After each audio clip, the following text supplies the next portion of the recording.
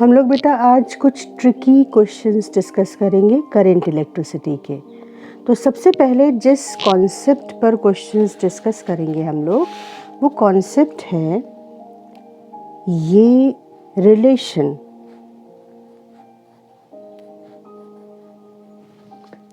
Resistance of a material depends upon its length, it's cross sectional area and the nature of the material. R is rho L by A, where rho is known as specific resistance of the material and resistance is known as this R is known as resistance of that wire or that conductor. There is difference between resistance and specific resistance. तो सबसे पहला जो discussion है वो हम यहीं से शुरू कर रहे हैं। रेजिस्टेंस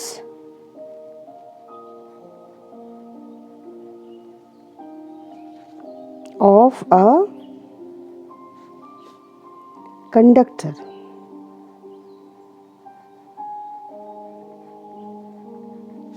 और a material is obstruction offered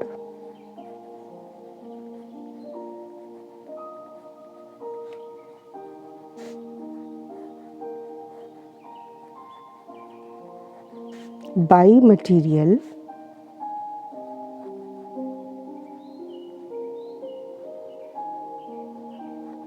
in the path of current.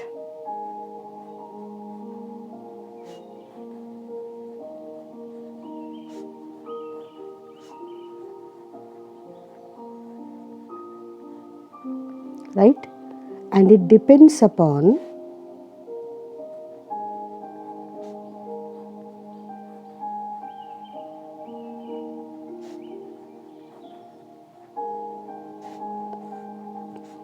length, cross-sectional area,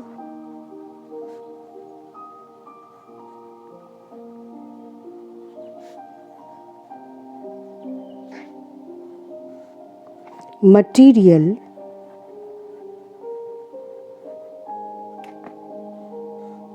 and temperature.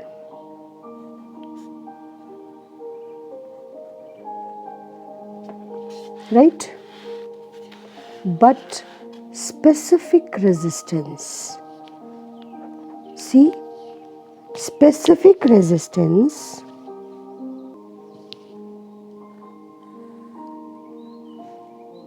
it is resistance of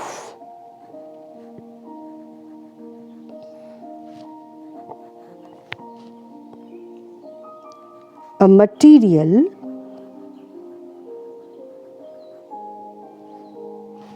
of unit length and unit cross-sectional area.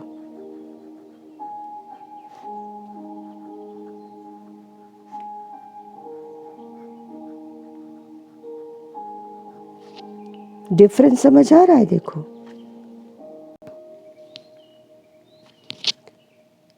resistance is obstruction offered by material in the path of current, but a specific resistance is resistance of material of unit length and unit cross sectional area. यहाँ पे लिख लेंगे हम specific resistance की बात कर रहे हैं।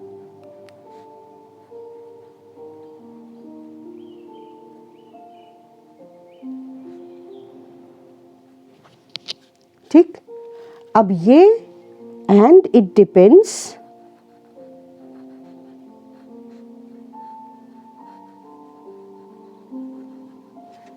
on temperature only.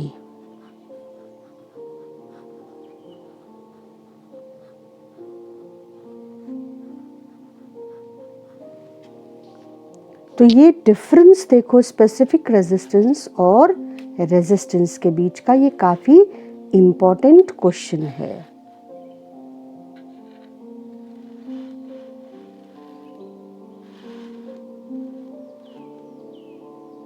ठीक, अब इस पर न्यूमेरिकल्स पर आ जाते हैं।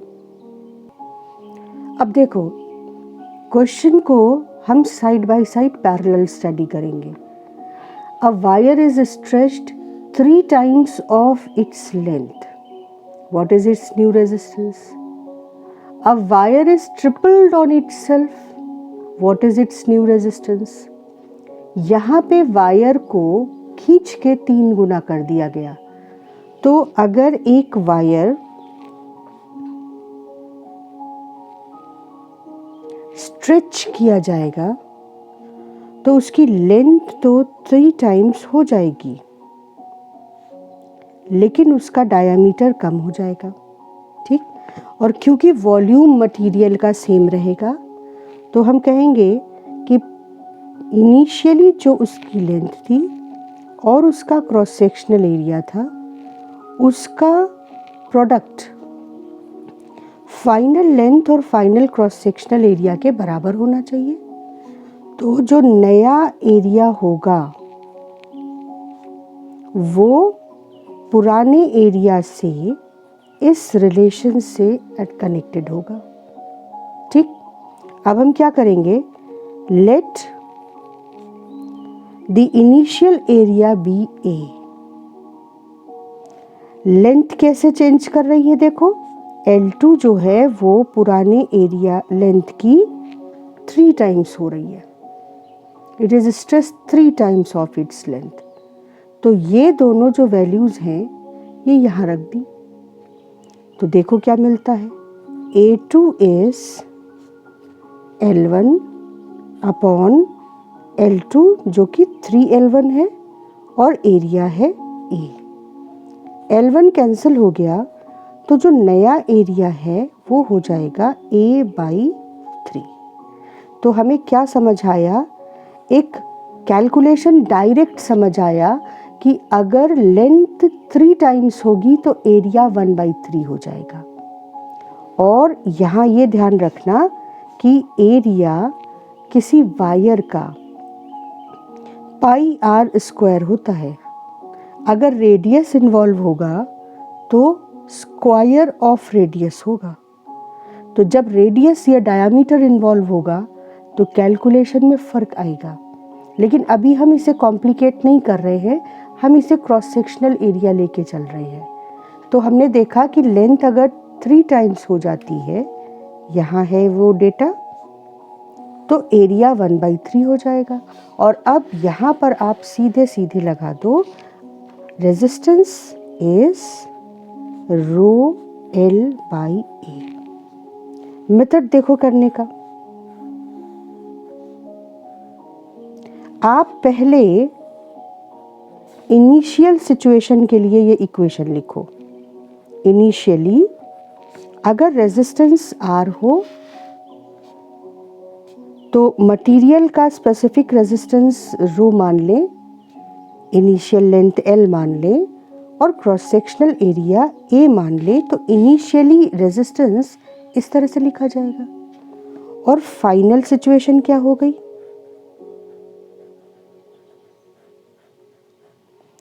फाइनली रेजिस्टेंस R' हो जाएगा।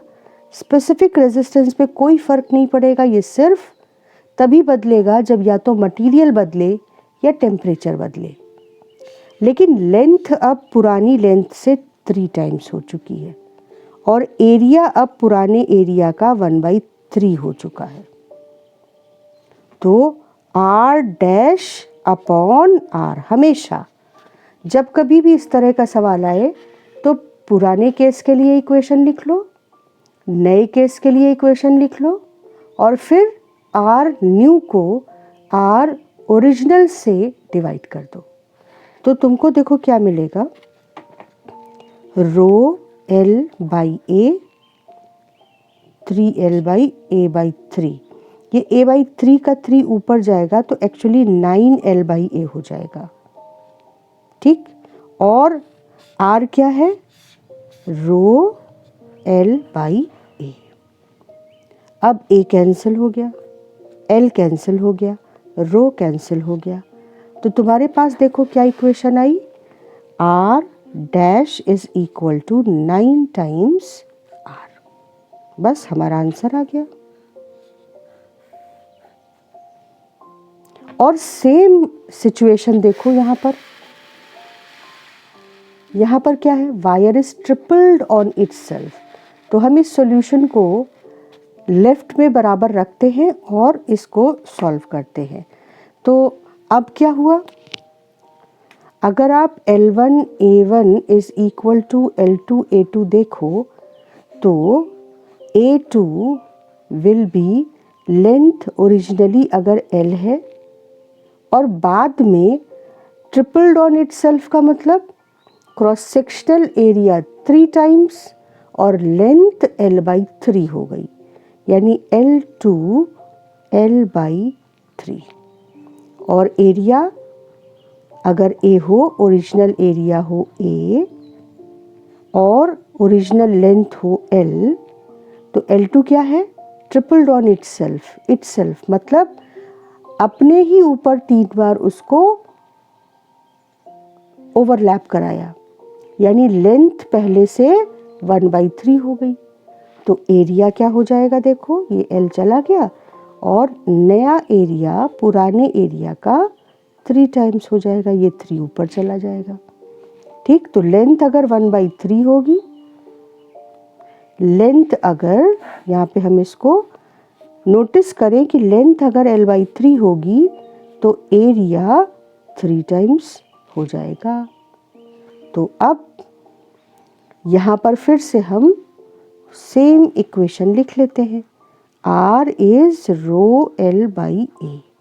और जैसे पिछली बार किया था, पहले इनिशियल केस,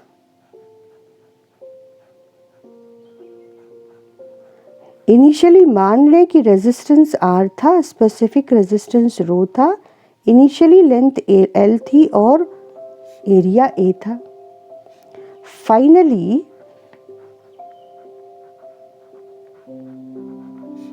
जो नया रेजिस्टेंस होगा, स्पेसिफिक रेजिस्टेंस में कोई चेंज नहीं आएगा, लेकिन अगर पुरानी लेंथ पहले की 1/3 कर दी गई तो हमने देखा कि एरिया पुराने का 3 टाइम्स हो जाएगा।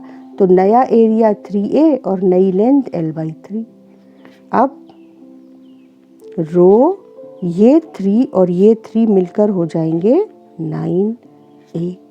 ठीक, अब हम फिर से R डैश को R से डिवाइड कर देंगे हमेशा। R डैश को जब आप R से डिवाइड करोगे तो देखो क्या आएगा, रो L/9A अपॉन रो L/A।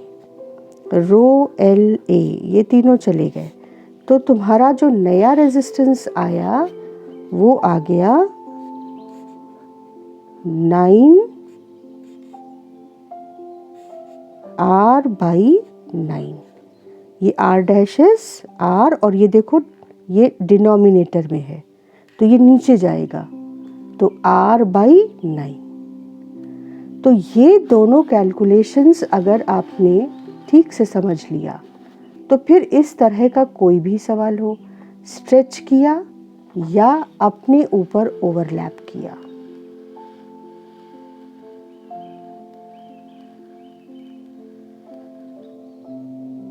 आपको प्रॉब्लम नहीं आएगी। मेथड दोनों में सेम, वॉल्यूम इक्वेट करके पुरानी लेंथ और पुराने एरिया का रिलेशन निकाला, इस फॉर्मूले को रखा, इनिशियल के लिए सिचुएशन, फाइनल के लिए इक्वेशन और फिर डिवाइड कर दिया। कैलकुलेशन में गलती होगी तभी आंसर गलत होगा।